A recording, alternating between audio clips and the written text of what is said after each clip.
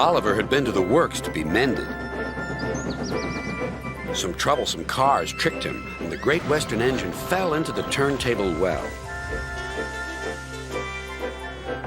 Now Oliver was as good as new, but he was still worried about cars. "I'd rather not use them," he puffed to himself. But the cars sang songs rude and loud. Scruffy, their leader, led the chorus. Oliver's no use at all, thinks he's very clever, says that he can manage us, that's the best joke ever. When he orders us about with the greatest folly, we just push him down the well. Up goes old Ollie. Thomas, Duck, and Percy were shocked.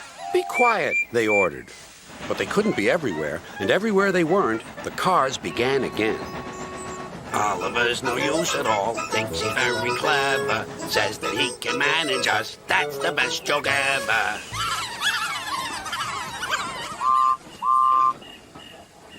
At last, the engines gave up. "We're sorry, Oliver," they said. "It's really my fault," said Oliver sadly. "I shouldn't have fallen in the turntable well." Doing? Toad, the brake van, felt sorry for Oliver, too. Stupid Next morning, he spoke to Douglas. I'm worried, Mr. Douglas. This disrespect for engines, where's it going to end? "Who knows?" sighed Douglas. I've got a plan, Mr. Douglas. May I stay here today and help Mr. Oliver? We are both Great Western and must stand together. "Certainly, Toad," replied Douglas and puffed away. Soon Toad was explaining his plan. "Goodness gracious, Toad, I don't think you should suggest such a thing to Oliver." But Oliver interrupted. "No, Duck, Toad's right. It's really my fault. I must put this trouble right." I meant no disrespect, you understand. "Of course not, Toad. Anyway, Driver says the same, and he's arranged it with the station master." "Very well, Oliver," conceded Duck, "but I must hurry. My passengers will be waiting. Good luck." "So long," smiled Oliver bravely, but he felt dreadfully nervous inside. Oliver marshaled the worst cars 2 by 2. That's the way, Mr. Oliver, whispered Toad. "And if you leave that Scruffy till last, then you'll have him behind you, and you can bump him if he starts his nonsense."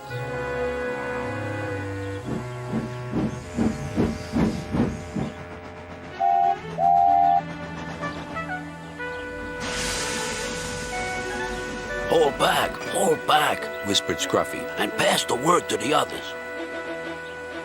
The silly cars giggled.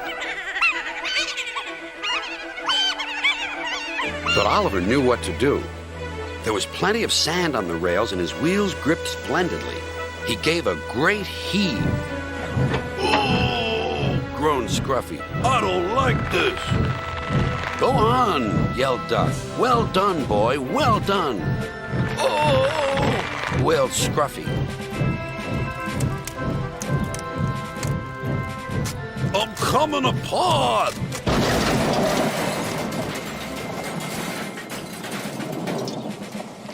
And he did. Then there was trouble. "Well, Oliver, so you don't know your own strength, is that it?" No, sir," said Oliver nervously. So Topham Hatt inspected Scruffy. "As I thought. Rotten wood, rusty frames. Maybe if we put you back together, you'll earn yourself a better name."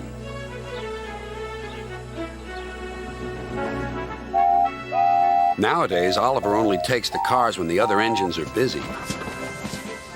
But they're always quick to warn each other. "Take care with Mr. Oliver. If you play tricks on him, you'll never be the same car again." Scruffy has learned his lesson and says nothing at all.